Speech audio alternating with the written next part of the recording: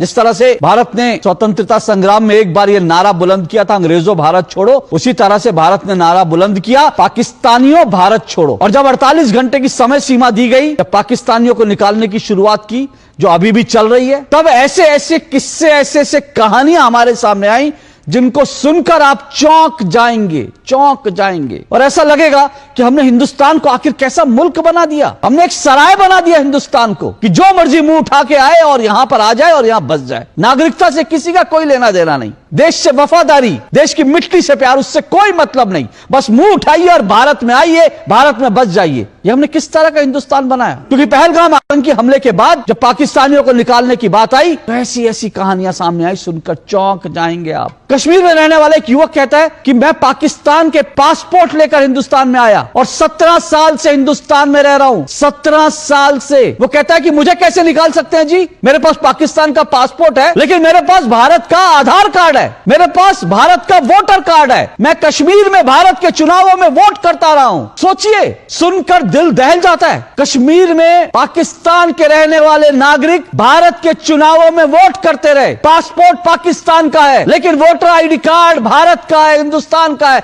आधार card Hindustan का है। और ओसामा नाम का यह युवक कहता है कि मैंने तो यहीं पर पढ़ाई करी है जी, मैंने तो हिंदुस्तान में पढ़ाई करी है और भारत सरकार के पैसे पर सब्सिडी लेके पढ़ाई करी है, और अब तो मैं भारत में नौकरी की तलाश कर रहा हूं जी, मुझे कैसे निकाल सकते हैं? और ऐसी एक कहानी नहीं, ऐसी दर्जनों कहानियां हमारे सामने आई हैं। 40 साल से लोग यहां रह रहे हैं, 40 साल से हिंदुस्तान में रह रहे हैं, पाकिस्तान के नागरिक हैं, 40 साल से हिंदुस्तान में रह रहे हैं। किसी ने पूछा नहीं visa extend, visa extend, visa extend, visa extend.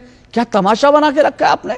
और ऐसी कहानियां भी हैं, सुनकर चौंक जाएंगे आप। कश्मीर में रहने वाली एक मोहतरमा, उनके पति पाकिस्तानी हैं और पाकिस्तानी उनके पति भारत में जम्मू कश्मीर में बाकायदा जम्मू कश्मीर पुलिस में 27 साल से सेवाएं दे रहे हैं। आप सोच सकते हैं, पाकिस्तान का एक नागरिक जम्मू कश्मीर पुलिस में है, भारत सरकार से, कश्मीर की सरकार से वो वेतन उठाता है। ऐसी दर्जनों नहीं, ऐसी सैकड़ों हजारों महिलाएं हैं जो भारत में रह रही हैं, भारत की नागरिक है। उनके शौहर जो हैं वो पाकिस्तानी हैं, वो शौहर आते हैं और पाकिस्तानी महिला जो है, भारत की जो महिला है, उसने ना पाकिस्तान जाने की जहमत उठाई, ना पाकिस्तान लेने की नागरिकता लेने की जहमत उठाई। पाकिस्तानी व्यक्ति जो है वो आते हैं, उनके बच्चे पैदा हो रहे हैं हिंदुस्तान में, सारी सेवाएं, सारी सुविधाएं भारत सरकार की ले रहे हैं, लेकिन शौहर जो हैं वो पाकिस्तान में बैठे हैं। सोचिए कैसा हिंदुस्तान हमने बनाया। क्या इसको लेकर सवाल नहीं उठने चाहिए? दो टूक में आज हम इस पर सवाल जरूर पूछेंगे। एक हिंदुस्तान, कितने पाकिस्तान।